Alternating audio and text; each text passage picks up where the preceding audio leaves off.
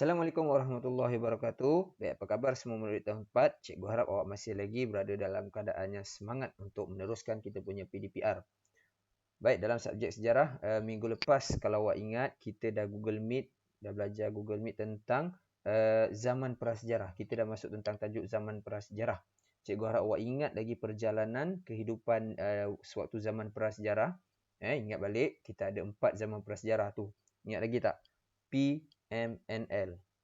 Pak Mat nak lari. Pak Mat nak lari. Apa tu Pak Mat nak lari?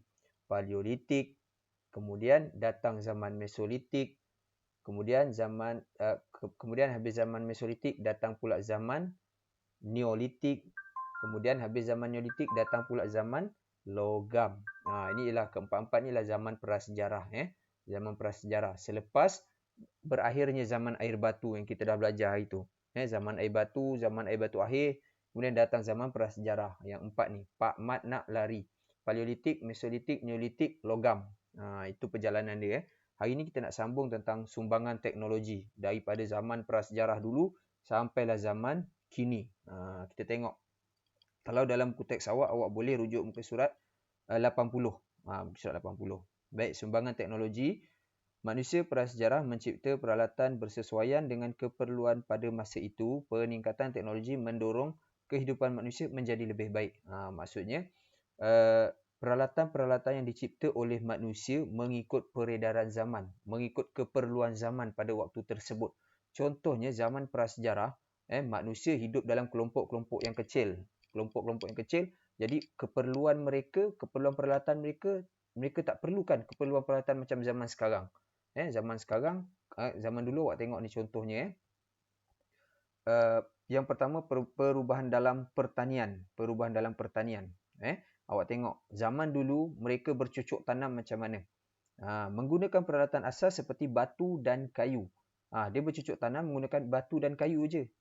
Kayu tu dia buat cucuk lubang, nak tanam sayur ke, nak tanam buah ke dan sebagainya lah. Dan juga batu dan kayu untuk korek lubang. Tapi zaman sekarang teknologi semakin maju, awak tengok apa yang digunakan.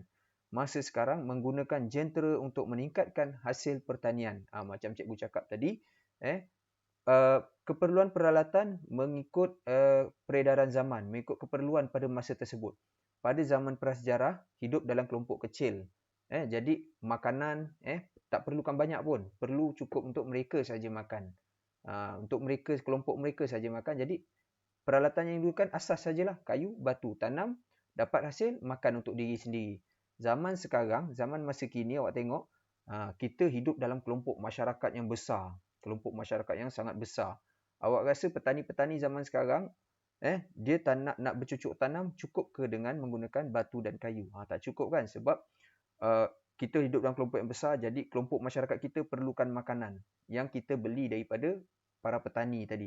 Jadi para petani itu bukan untuk mereka saja, tapi para petani bercucuk tanam, bertani untuk semua masyarakat. Jadi mereka perlukan teknologi yang lebih cepat, lebih pantas. Apa dia? Inilah dia, jentera. Itu contohnya. Kemudian apa lagi perkembangan teknologi daripada zaman prasejarah? Perubahan dari segi pertanian, sekarang perubahan teknologi dari segi komunikasi. Komunikasi ni penyampaian maklumat. Komunikasi.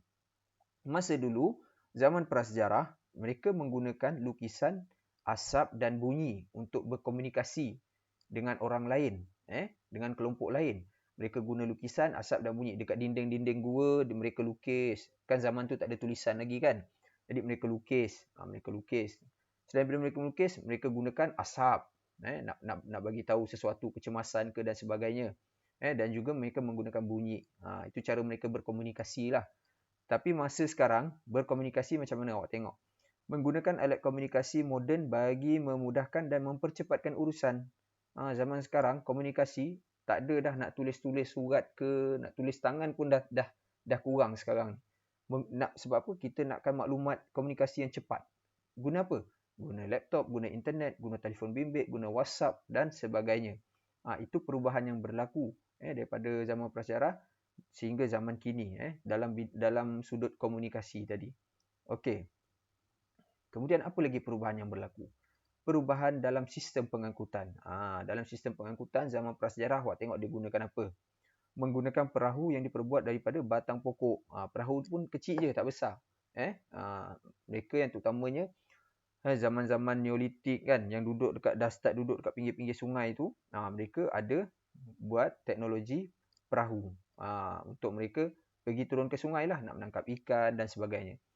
Tetapi zaman demi zaman berlalu, teknologi pun semakin meningkat. Sehingga zaman sekarang awak tengok menggunakan kapal yang lebih selamat dan menjimatkan masa. Kapal yang lebih besar, kapal yang lebih selamat, lebih kukuh dan ada enjin supaya lebih cepat bergerak. Kalau dulu perahu guna pendayung juga, guna tangan. Lambat. Mereka pun tak pergi jauh-jauh kan. Mereka hidup dalam kelompok mereka saja.